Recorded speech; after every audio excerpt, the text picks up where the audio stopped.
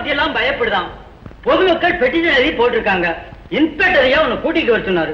நட ஸ்டேஷனுக்கு. ஸ்டேஷனுக்கா? சென்ட்ரலா எக்மோரா? போலீஸ் ஸ்டேஷனுக்குயா. ஓஹோ, ஏதோ என்ன ஊருக்கு இருக்க அனுப்ப போறீங்களோன்னு பார்த்தேன்.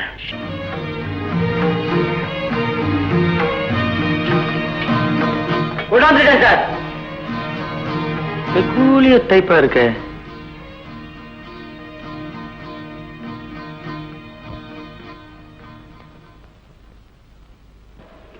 உன் பேர் என்ன? பார்த்தா தெரியல, பரமசிவம். வேஷத்தை பார்த்தா பரமசிவம் போலதான் தெரியுது. சொந்த பேர் என்ன?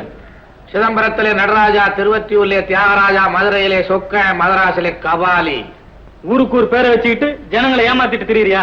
அதை கண்டுபிடிக்கிறதான உங்க வேலை. சொந்த ஊர் இது?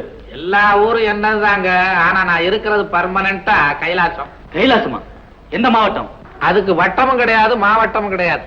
பின்ன என்ன, சதுரமா? செங்குத்துங்க. உனக்கு வேற யாராவது இருக்காங்களா? கல்யாணம் ஆகி பிள்ளை ஊட்டி எல்லாம் இருக்குங்க.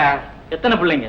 காலப்போக்குல ஜனத்தொகை அதிகரிச்சு குடும்ப கட்டுப்பாடெல்லாம் வரும்னு தெரிஞ்ச அப்பவே 2ஓட நான் நிறுத்திக்கிட்டேன். நீயே வா. அப்புறம் இதுக்காக வேற ஒரு ஆளையா கூட்டு வர முடியும்? நானே தாங்க. உன் பிள்ளைங்க இப்ப எங்க இருக்காங்க? ஒருத்தன் ஸ்டேஷன் வாசல்ல இருக்கிறானே. ஸ்டேஷன் வாசல்ல பிள்ளையார் கோவில் இருக்கு. பிள்ளையார் தான் என் மகன். என்ன, பிள்ளையாரு உன் மகனா? பின்ன என்ன உங்க மகனா? பிள்ளையார் உன் மகன் தானே? அந்த பிள்ளையாரையே வந்து ஜாமீன் கொடுத்து உன்னை கூட்டிட்டு போக சொல்லு. பிள்ளையாரு ஜாமீன் கொடுக்கறதா? ஏங்க வம்பெல்லாம் எடுத்து விடுறீங்க? அவன்கிட்ட போய் ஜாமீன் கைமீன் பேசினா ஊரே கெட்டு கிடக்கு. கைலாயத்தை விட்டு நீ இங்க வந்து வள்ளுன்னு விழுவாங்க. யாரும் ஜாமீன் கொடுக்கலன்னா நீ இங்கேயே இருக்க வேண்டியதுதான். ரொம்ப சௌரியமா போச்சு. நான் தான் தூண்ல இருப்பேன், துரும்புல இருப்பேன். இவ்வளவு பெரிய போலீஸ் ஸ்டேஷன்ல இருக்க முடியாது.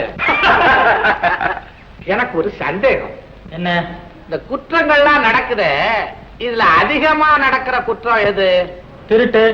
திருட்டியா நடக்குது? ஏதோ இல்லாதவன் திருடுறான். அது என்ன ஒருத்தகிட்ட இருக்குது, இன்னொருத்தகிட்ட இல்லாம போச்சு? என்னையா ஏதோ பேசுற?